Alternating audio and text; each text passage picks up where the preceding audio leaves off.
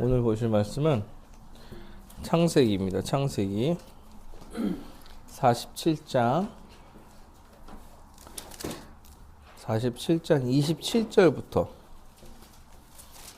48장 끝까지인데요. 47장 27절부터 31절까지만 47장 27절부터 48장 끝까지인데 우리 47장 27절부터 31절까지만 우리 다 함께 읽어보도록 하겠습니다. 읽겠습니다. 시작. 이스라엘 족속이 애굽 고센 땅에 거주하며 거기서 생업을 얻어 생육하고 번성하였더라. 야곱이 애굽 땅에 17년을 거주하였으니 그의 나이가 147세라. 이스라엘이 죽은 날이 가까우매 그의 아들 요셉을 불러 그에게 이르되 이제 내가 내게 은혜를 입었거든. 평안오니 내 손을 내 허벅지 아래에 놓고 인애와 성실함으로 내게 행하여 애굽에 나를 장사하지 아니하도록 하라.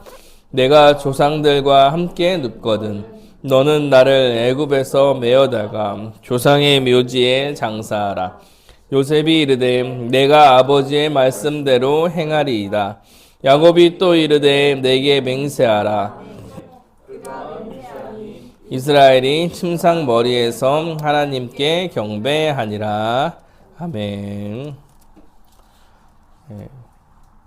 이제 창세기가 진짜 거의 끝나가고 있습니다. 다음 주에 끝낼지 다다음 주에 끝낼지 잘 모르겠어요.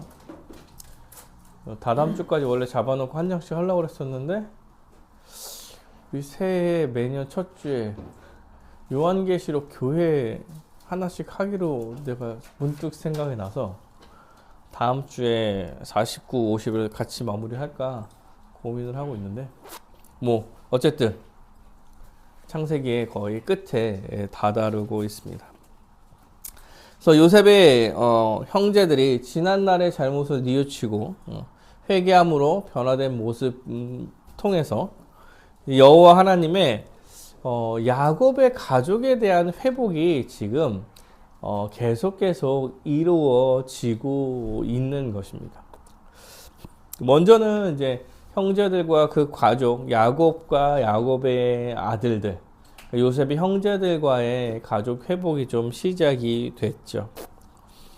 요셉은 형제들을 용서했고, 그래서 뭐 이곳에 온 것이 당신들이 팔아서 온 것이 아니라 여호와 하나님께서 나를 먼저 보내서 이곳에 왔다라고 이야기하며 형제들을 위로하죠. 내가 여호와 하나님께서 나를 보내서 야곱의 후생들의 생명과 번성을 위해서 나를 먼저 보낸 거다. 당신들이 날 판 게 아니다. 왜 이렇게 하셨냐 할 때 아브라함의 언약을 야곱의 자손을 통해서 이루어 가기 위해서 이 모든 것을 했다. 그래서 그가 나를 총리로 세우셔서 당신들을 구원한 거다. 그러니 걱정하지 말아라. 이렇게 이야기하며 그 서로 용서하고 회복되는 관계를 보여줍니다. 그래서 총체적 난국의 이 야곱의 집안이 아주 회복되어 다시 뭉치고 한 곳에서 살 수 있게 되는 거죠. 그랬을 때에 그 가족들 모두가 다 복을 누리게 됩니다. 열두 아들뿐만 아니라 그 아들의 아들까지, 그 자손들까지 70명이 한 명도 빠짐없이 가뭄으로부터 구원받아 애굽에서 풍족하게 살게 되는 거죠. 그리고 애굽의 문화에 물들지 않도록 여호와 하나님께서 애굽으로부터 좀 떨어진 곳에서 살 수 있도록 복을 또 허락하시는 거예요. 여호와 하나님만 바라볼 수 있게 복을 허락하시는 거고, 또한 토지법, 요셉이 토지법을 통해서 애굽 사람들과 가족들 그리고 또한 모두를 다 지켜내고 세상까지 더 좋아지는 역사를 좀 보여주시는 것입니다. 그래서 그 모든 것의 절정으로 오늘 27절에 이야기하고 있는 거예요. 이스라엘의 족속이 애굽 고센 땅에 거주하며 그의 생업을 얻어 생육하고 번성하였더라. 이렇게 사실 평가하고 있는 것입니다. 그러니까 그들이 다시 용서하고 서로 안고 울고 만나고 회복되어서 생육하고 번성하게 살아가는 거예요. 야곱이 애굽 땅에서 17년을 그렇게 거주하면서 삽니다. 그러니까 애굽으로 옮겨와서 17년 동안을 생육하고 번성하며 아마도 야곱의 굴곡진 인생에 가장 평안하고 안식을 누릴 수 있는 기간이 아니었을까 좀 생각을 해봅니다. 잃었던 아들도 찾았고 아들들이 모두 다 함께 손주까지 다 함께 있고 풍성한 음식과 여러 가지들이 또 다 갖춰진 그런 상황에서 평안과 안식을 누리는 거예요.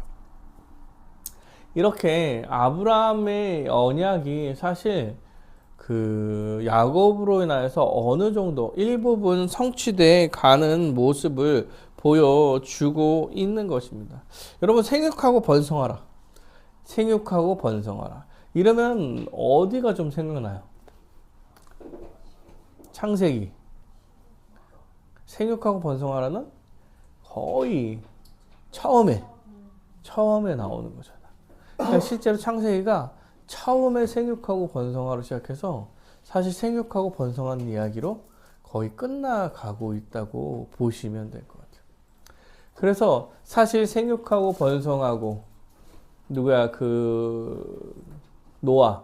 노아가 방주에서 나오고 나서도 생육하고 번성하고 그게 잘 안 됐었는데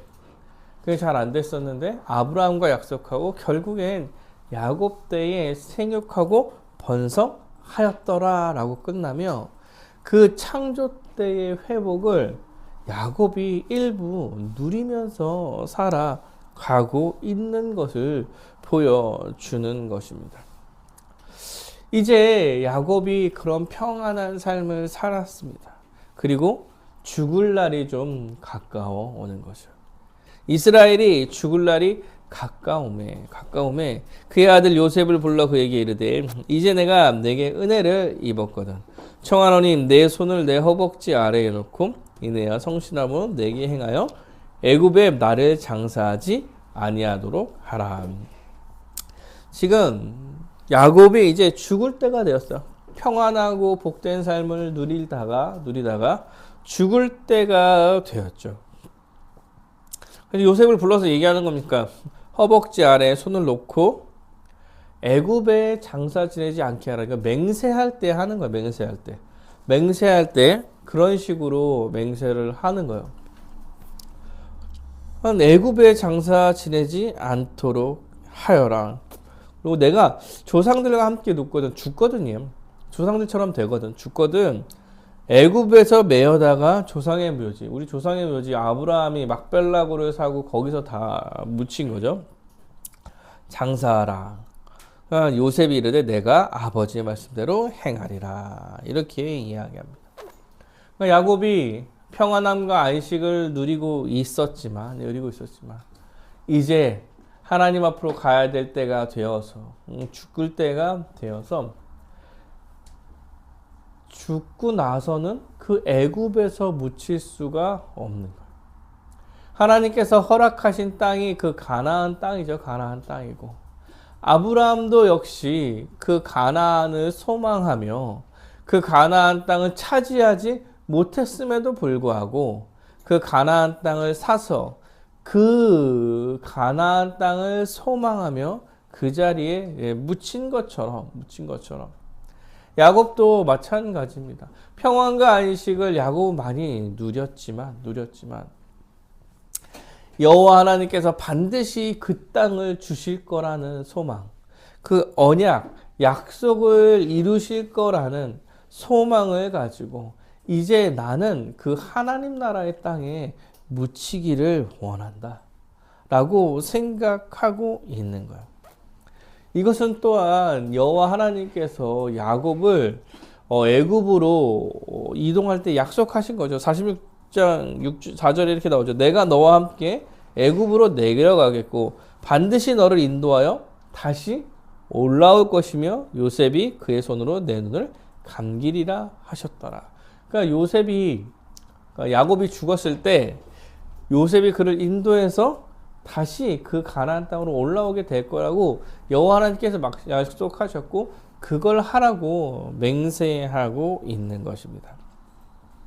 하나님 나라의 복을 생육하고 번성하는 복을 누렸지만 약속이 성취될 그날을 더 소망하면서 그 자리에 묻히게 해달라고 말하고 있는 거예요. 야곱은 가나안 땅에 장사되는 것이 너무나 중요했죠. 그래서 맹세하라고 이야기하는 거죠. 이미 행복한 삶을 살고 있지만 살았지만 약속의 성취될 날을 소망하면서 살아가고 있는 것이죠. 아브라함도 그랬고 이삭도 그랬고 야곱도 그런 것 같아요. 사실 아브라함은 더 심했죠. 눈에 보이는 게 하나도 없었지만 주실 것을 확신하며 막벨라 굴에 묻히기를 바랬고 야곱도 애굽에 있지만 내가 묻힐 때는 가나안 땅에 묻히기를 바라고 있는 것입니다. 사랑하는 여러분, 이거는 잠깐 이제 적용을 좀 하면 지금 우리의 삶도 이와 비슷한 삶을 살아가고 있는 거예요. 야곱은 하나하나 다 이루어진, 약속이 이루어진 것을 사실 야곱을 통해 여러 가지 언약이 1차적으로 이루어진 것을 본 사람으로서 그리고 그 복을 일부 누린 사람으로서 살아가고 그렇지만 다음 세상을 소망하며 막벨라 굴에 묻히기를 원했던 거죠. 마찬가지인 것 같습니다. 우리도 이미 예수 그리스도를 통하여서 하나님 나라에 들어간 자로서 하나님께서 허락하신 하나님 나라의 법칙으로서의 복을 이미 누리고 있지만 그래서 말씀에 순종하며 이웃과 서로 사랑하며 교회로서 살아가고 있는 복을 누리지만 그럼에도 불구하고 여전히 부족한 면과 여전히 아쉬운 면들이 있기 때문에 예수님께서 다시 오실 그날에 더 완벽해질 것을 소망하며 그날에 소망하며 살아가는 게 신자인 거예요. 그러니까 이 땅 가운데 사실 이 땅 가운데 소망을 갖고 살지는 않는다는 거예요. 이 땅 가운데 소망이라고 했을 때 이 땅은 주를 믿지 않는 자들과 함께 살아가는 세상을 말하는 거죠. 많은 어려움과 공격도 받을 수 있어요. 그럼에도 불구하고 거기에 소망이 없기에 우리는 기쁘게 다음 삶을 소망하면서 살아가는 것입니다. 이미 구분되어서 복을 누리며 하나님 나라의 백성으로서 오늘을 살아가고 있지만 우리는 이 땅 가운데 소망이 있는 건 아니야. 그러니까 이 땅의 명예나 이 땅의 물질이나 돈 이런 것에 연연하며 살아가지 않는다라고 말하는 거야. 누리지만 연연하며 살아가지 않아요.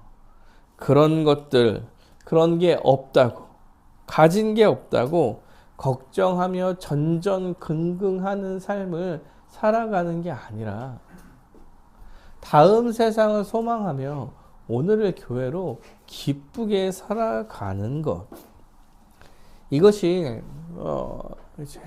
야곱이 다음 세상을 소망하며 살아가는 그 약속을 의지하며 살아가는 자들처럼 살아가는 모습일 것입니다.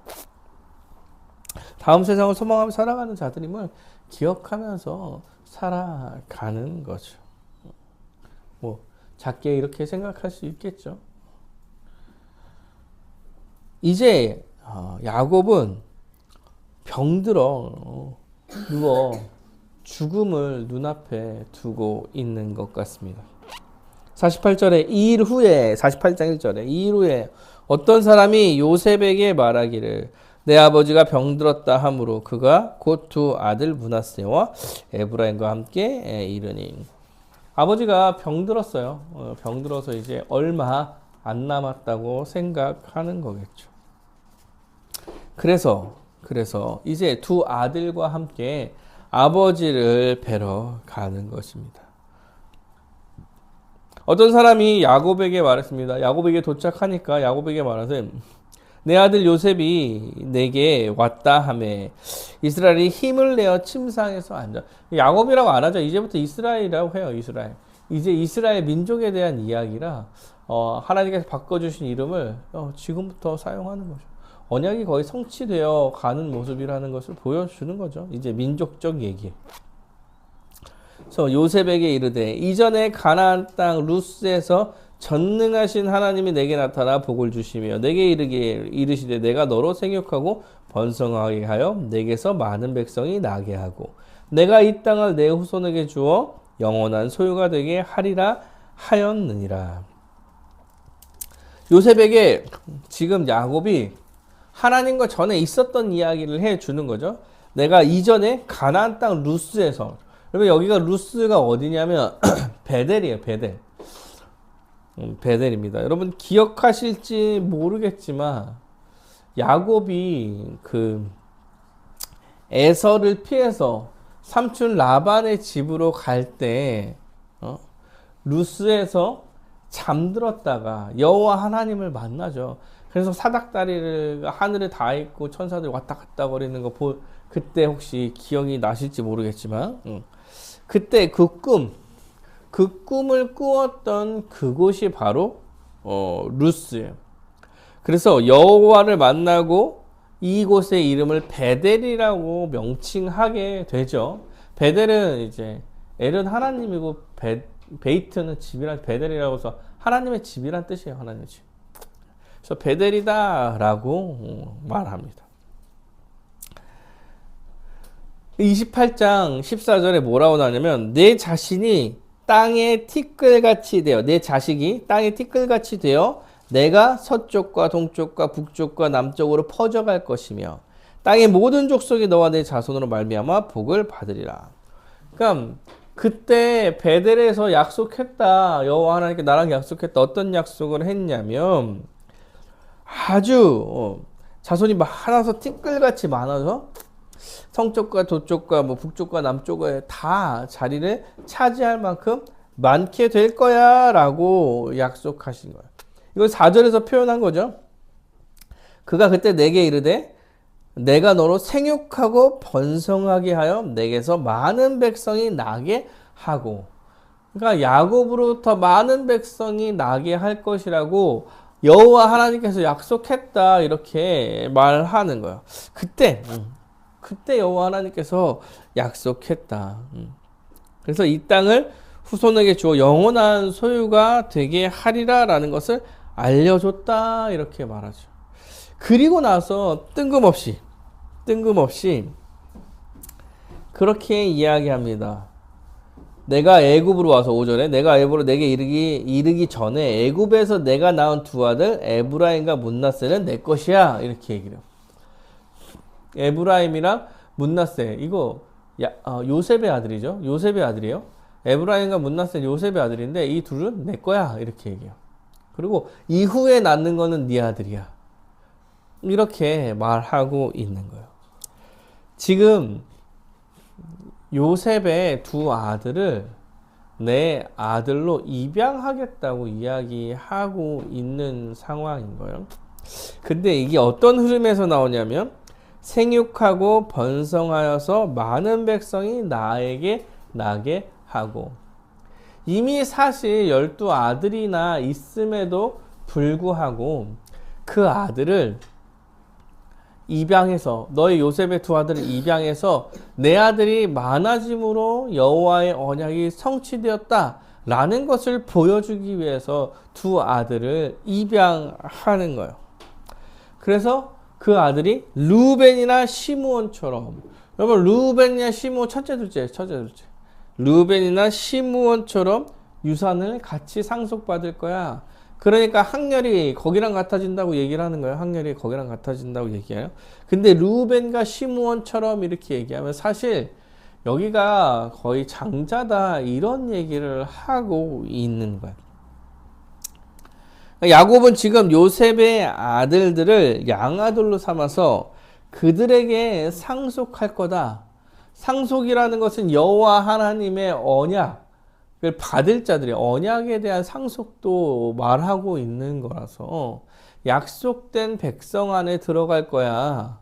이런 얘기를 하는 거고 그 약속이 지금 이 순간 번성하며 성취된 거야. 이렇게 말하고 있는 거죠. 요셉이 아들을 양자로 삼아서 자손이 번성하는 복을 받았음을 보여주려고 지금 양자로 삼았다라고 말하고 있는 거예요. 그리고 마찬가지로 그 요셉이 장자다, 요셉을 장자처럼 여겨주신 것이죠.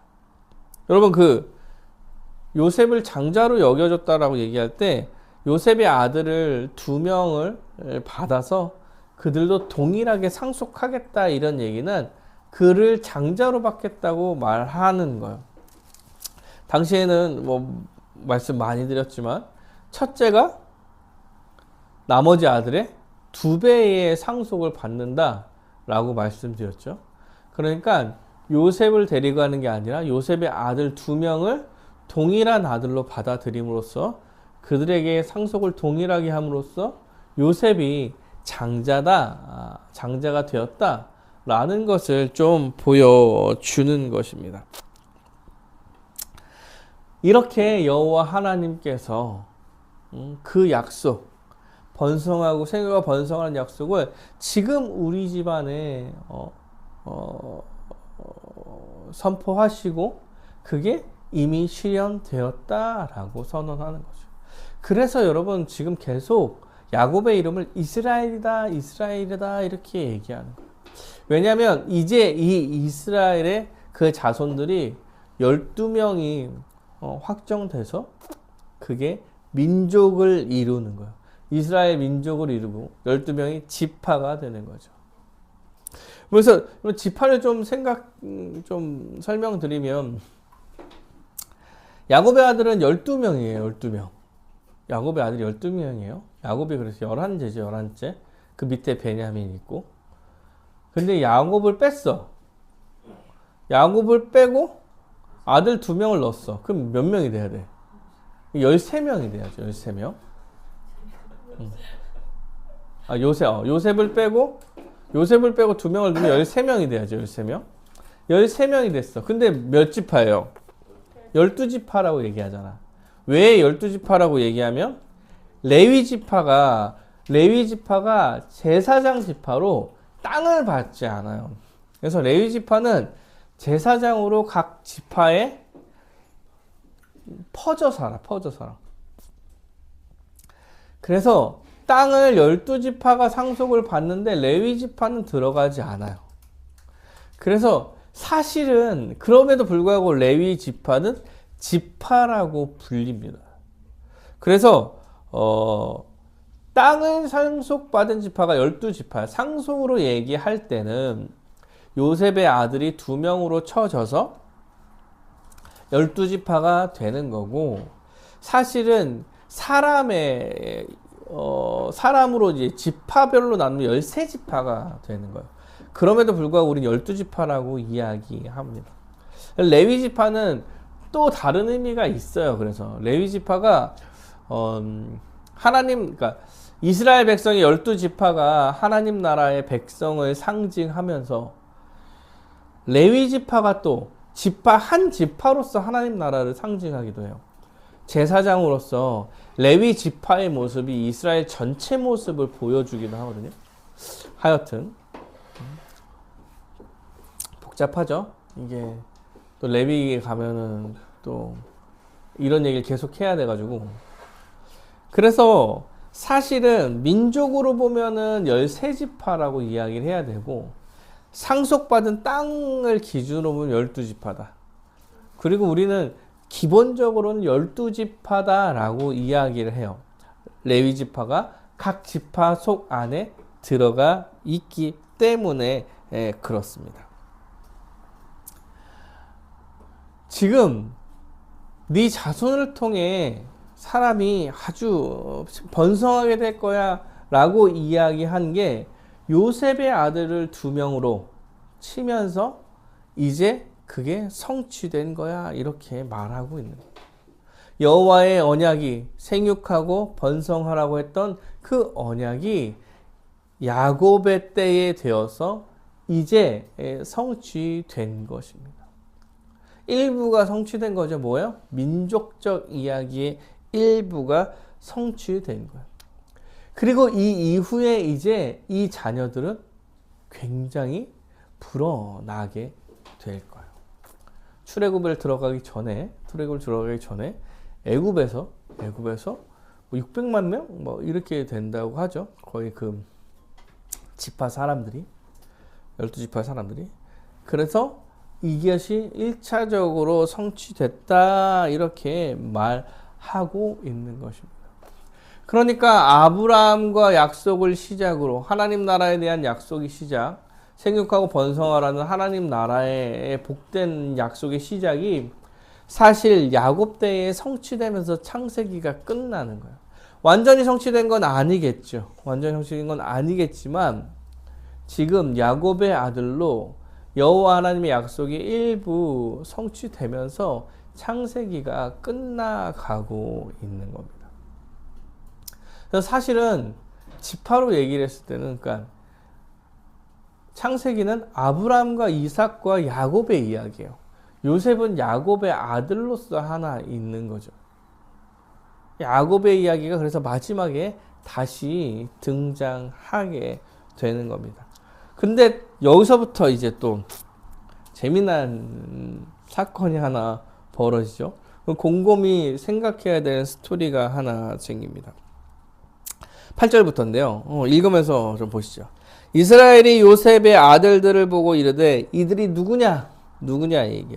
요셉이 그의 아버지에게 아뢰되 이는 하나님이 여기서 내게 주신 아들들이니이다. 아버지가 이르되 그들을 데리고 내 앞으로 나아라. 내가 그들에게 축복하리라. 야곱이 요셉에게 얘기합니다. 아들 둘을 데리고 와라. 내가 축복하겠다. 지금 야곱은 이스라엘은 지금 힘겹게 일어나 있기 때문에 움직이지 못해요. 죽기 직전이야. 죽기 직전. 그래서 이스라엘의 눈이 나이로 말미암아 어두워서 보지 못하다. 앞이 잘 보이지 않은 정도죠. 그러니까 요셉이 두 아들을 이끌어서 아버지 앞으로 나아가니 이스라엘이 그들에게 입맞추고 그들을 안고 요셉에게 이르되 내가 내 얼굴을 보리라는 생각하지 못하였더니 하나님이 내게 내 자손까지도 보게 하셨도다. 네 아들을 네 얼굴을 보지 못한다고 생각했는데 아들까지 보니까 너무 기쁘다. 이런 얘기 하는 거죠. 요셉이 아버지의 무릎 사이에 두 아들을 물러나게 하고 땅에 엎드려 절하고 오른손으로는 에브라임을 이스라엘의 왼쪽에 향하게 하고. 자, 여러분 설명을 잘 들으셔야 돼요. 요셉이 여기 있고 야곱이 반대쪽에 보고 있을 거 아니에요. 보고 있기 때문에 요셉이 오른손으로 에브라임을 밀어서 야곱의 왼쪽에 세운 거예요. 왼쪽에. 이해가 되시죠? 그리고 왼손으로 밀어 넣어서 오른쪽에 므낫세를 세운 것입니다. 이스라엘이 그러니까 근데 므낫세가 장남, 에브라임이 차남이요. 그래서 이스라엘이 오늘 오른손을 펴서 차남의 에브라임의 머리에 얹고 왼손을 펴서 므낫세 머리에 얹으니 므낫세는 장자라도 팔을 엇받고 얹었더라.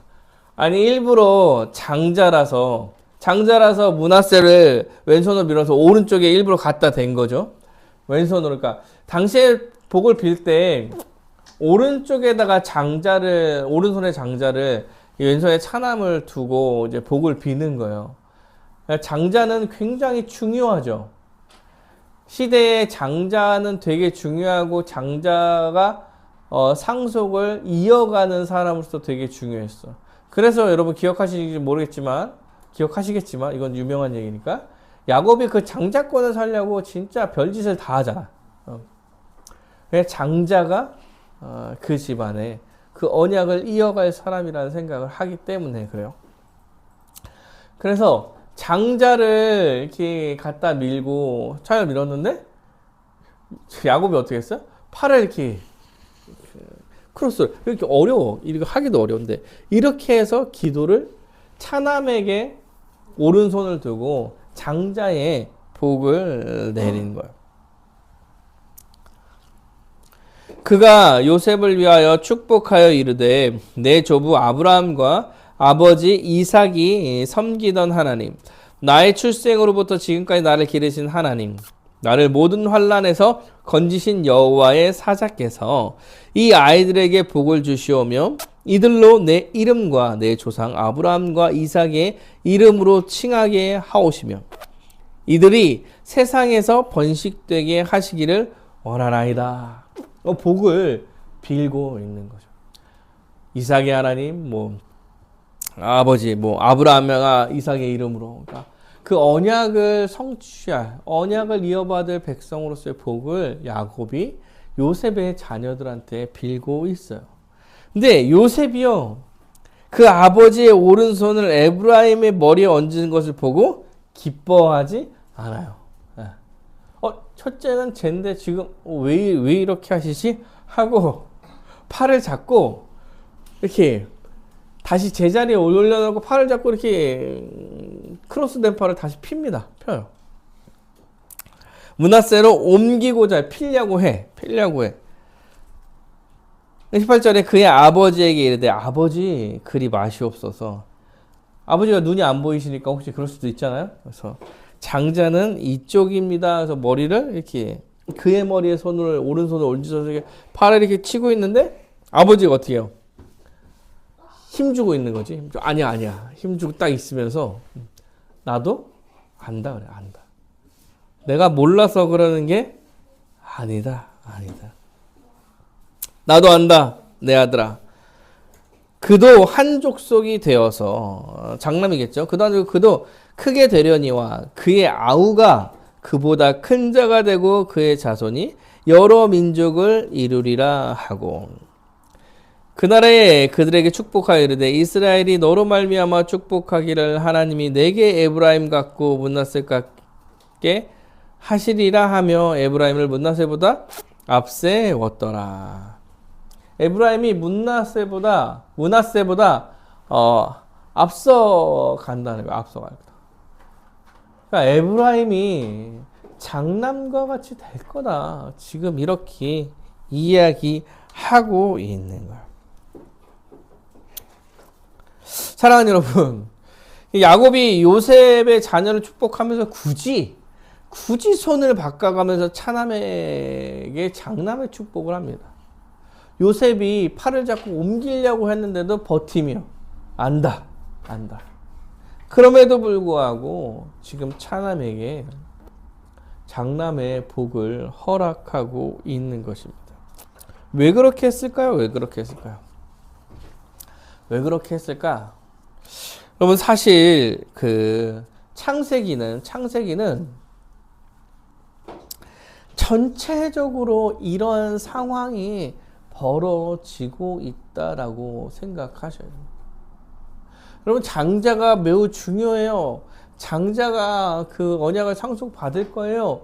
이렇게 계속 나오지만 여러분,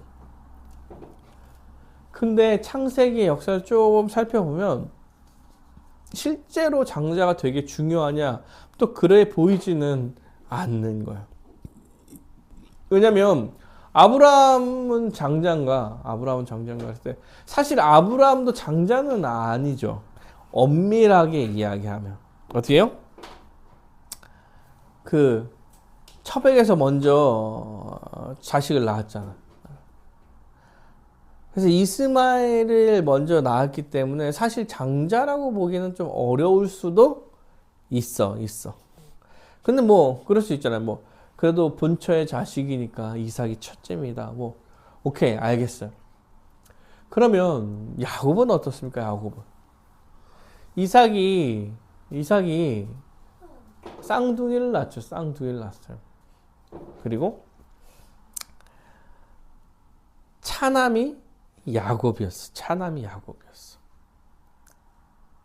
그리고 야곱을 통해서 그 언약을 여호와 하나님께서 이어가시죠. 요셉은 몇째? 요셉은 11번째. 그럼에도 불구하고 요셉을 통해서 역사를 이어가시는 것입니다. 왜 그랬을까? 왜 그러면 야곱을 쓰시나요? 야곱을 왜 쓰셔요? 야곱이 에서보다 장자로서의 모습이 합당해서 야곱을 쓰시는 것입니까? 아주 잘 살아서? 이게 뭐 야곱의 인생을 보면 그렇게 얘기하기 어렵죠. 장자 뺏으려고부터 시작해서 사기치고 도망치고 막 그의 인생이 장자답다 이렇게 말하기가 어려워요. 그 여호와께서 뭐라고 얘기했냐면 태중에서부터 나중된 자가 먼저 될 거다. 나중에 태어난 자가 더 먼저 될 거라고 태중에서부터 이야기하시는 거예요. 요셉의 자녀들은 어떻습니까? 요셉의 자녀. 야곱이 므낫세가 아니라 에브라임을 장자로 뭐 축복한 이유가 뭐예요? 에브라임이 좀 더 괜찮아서 잘 살아서? 아니요, 우리에겐 그런 정보가 하나도 없어요. 그냥 므낫세가 첫째고 에브라임 둘째다. 이것뿐이 아는 사실이 없어요. 사실 창세기에서 시작부터 끝까지 여호와 하나님께서 알려주시고 말하시려고 하는 게 뭐냐면 하나님의 계획을 하나님께서 결정하시고 하나님께서 인도하시고 하나님께서 선택해 가신다는 것을 말하고 싶은 거예요. 장자가 항상 좋은 게 아니다. 우리 이제 둘째, 셋째도 열심을 다하자. 이런 얘기를 하려고 하는 게 아니잖아. 여호와 하나님께서 처음부터 끝까지 장자권이 중요함에도 불구하고 사실은 장자를 사용하는 경우가 드물고 다른 사람들을 사용해서 썼다는 거예요. 오늘도 마찬가지죠. 요셉. 11번째 요셉을 들어서 형제들로부터 팔리게 하고 많은 고난을 겪고 애굽의 총리로 세워서 그 야곱의 자손 모두를 구원해내는 역할을 요셉을 통해서 하는 거예요. 11번째 자식 요셉을 통해서. 그래서 요셉의 이야기를 우리는 하나님 말씀에 순종해서 총리가 된, 잘된 요셉, 이렇게 볼 수가 없는 거예요. 요셉의 스토리는 순종함으로 성공한 스토리가 아니라는 거예요. 하나님의 계획 가운데 한 명을 선택해서 그 사람이 계획을 이루어 나가는 고난 가운데 여정을 겪은 스토리라고 볼 수밖에 없는 거죠.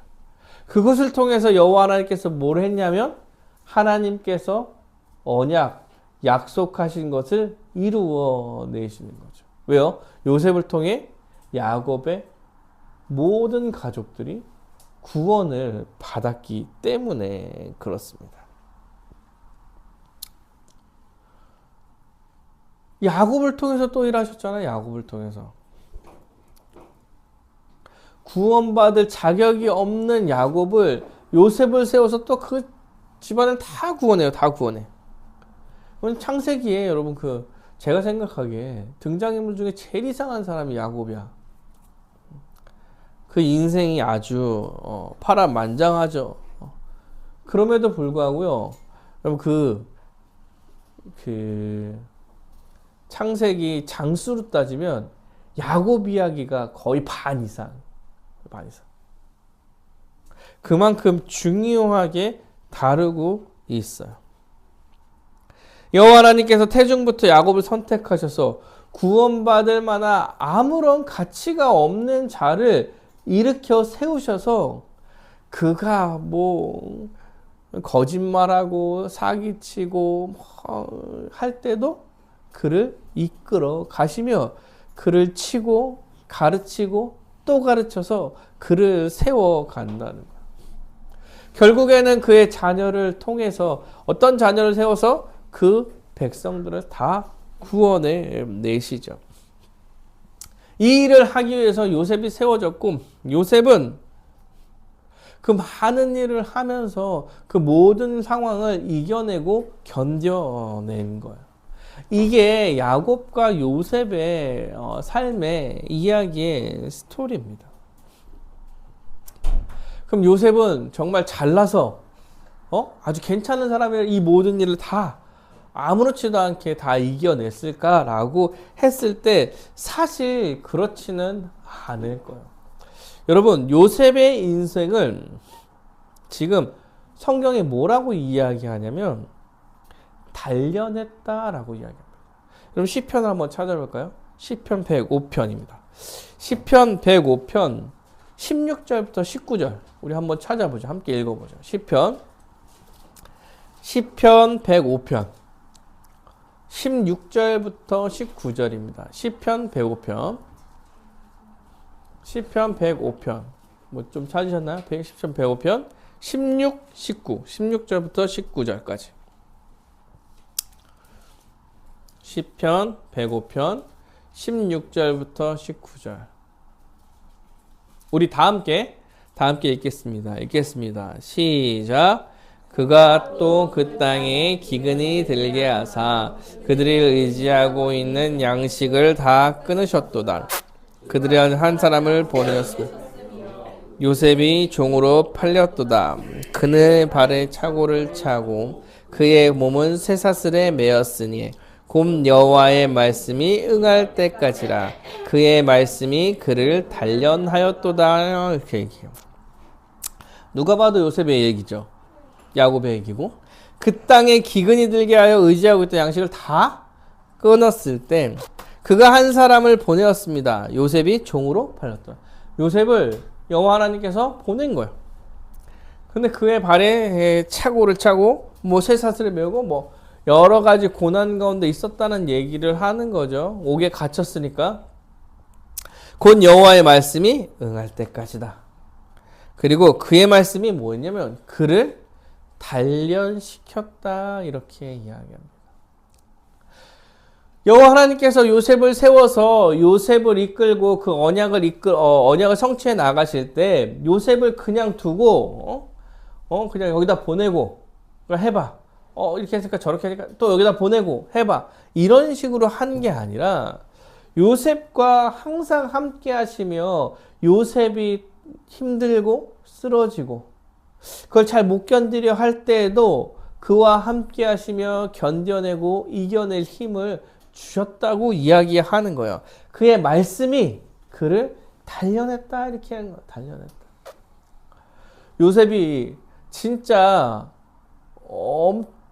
큰 고난 가운데 사실 살아가죠. 형들에게 팔리고 보디발의 그 아내한테 모함받고 옥에 갇히고 막 여러 가지를 다 겪으면서도 신자로서의 모습을 지켜가잖아. 요셉이 잘나서 지켜갔다 이런 얘기가 아니라 여호와 하나님께서 그를 단련하셨다.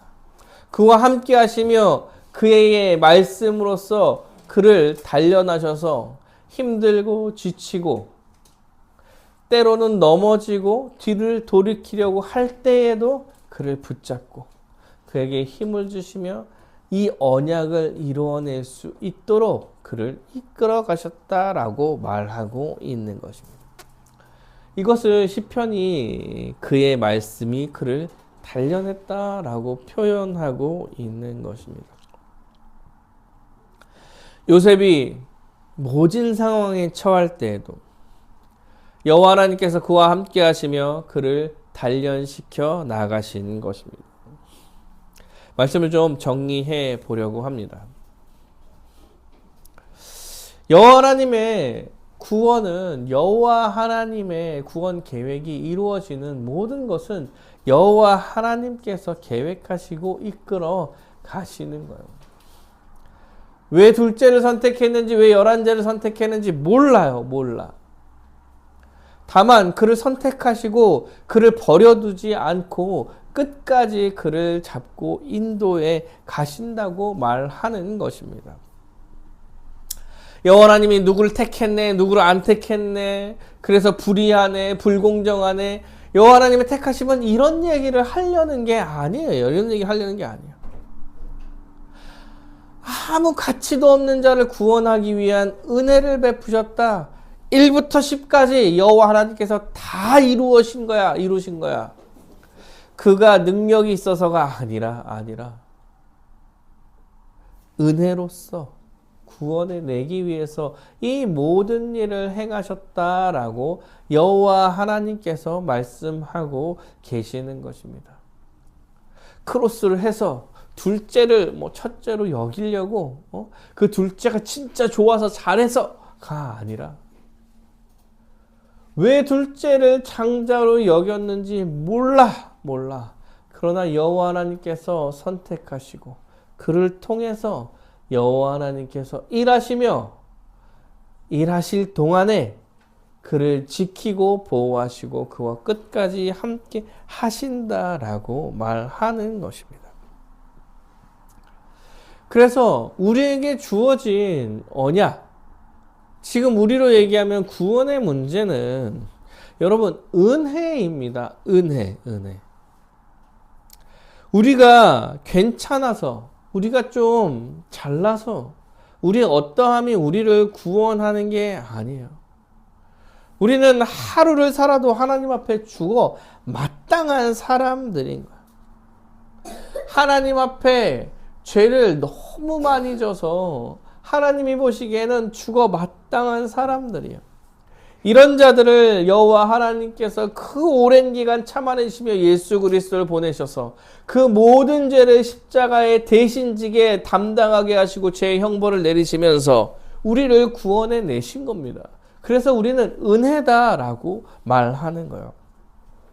가치가 하나도 없는 자들을 구원해 주신 것이기 때문에 그렇습니다.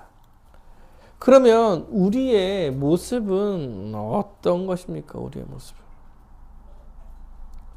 우리는 구원 이전에든 구원 이후에든 우리는 괜찮은 사람이 아닌 거예요.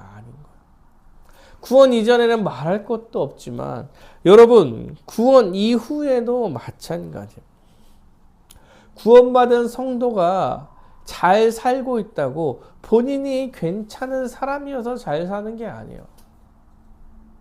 여호와 하나님께서 성령을 보내주셔서 성령님께서 우리를 이끌어 가시기 때문에 여러분 괜찮게 살아가고 있는 거예요.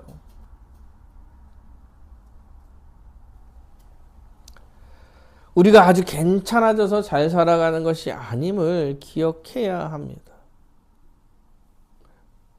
여호와 하나님께서 우리를 구원하시고 그의 자녀들인 우리를 끝까지 이끌어 가시기 때문에 여러분 우리가 순종하면서 나아갈 수 있는 거예요. 여러분 인생을 돌아보면 어떻습니까? 인생을 돌아보면 어떻게 해요? 진짜 내가 그 어려운 상황에서도 잘 버텨서 여기까지 왔구나. 정말 이런 생각이 드십니까? 아니면 주님께서 이끌어 오셨구나. 정말 은혜 가운데 하루를 살았구나 라는 생각이 드십니까? 우리의 인생에 정말 그럴 자격이 있어서가 아니라 여호와 하나님께서 은혜를 베푸셔서 내가 이 자리에 있는 것이구나 라는 것을 기억하며 사셔야 하는 거예요. 그래서 우리는 잘할 때나 못할 때나 다 주의 은혜로 인해서 살아가는 것임을 기억하여서 겸손히 주님 앞에 나아가야 합니다. 사랑하는 여러분, 겸손히 주님 앞에 나아가는 여러분이 되시길 바랍니다. 여러분, 아주 구체적으로 얘기한다면, 우리는, 우리 자신이 부족하고 연약한 자라는 것을 깨달아 알아야 되는데, 언제냐 할 때, 예배를 기준으로 생각할 때가 사실 제일 좋아요. 예배를 기준으로. 예배가 지겨워지고, 드려지기 싫어지고, 힘들어지면, 여러분 상태가 아주 심각해진 거라는 생각을 하셔야 돼요.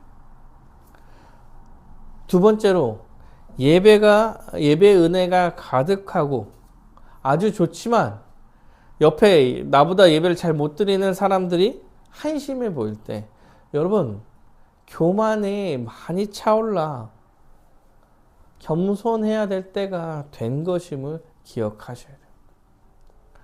그래서 사실 신자로 구원받아서 내 삶을 약간 좀 판단할 때 가장 좋은 게 예배예요, 예배.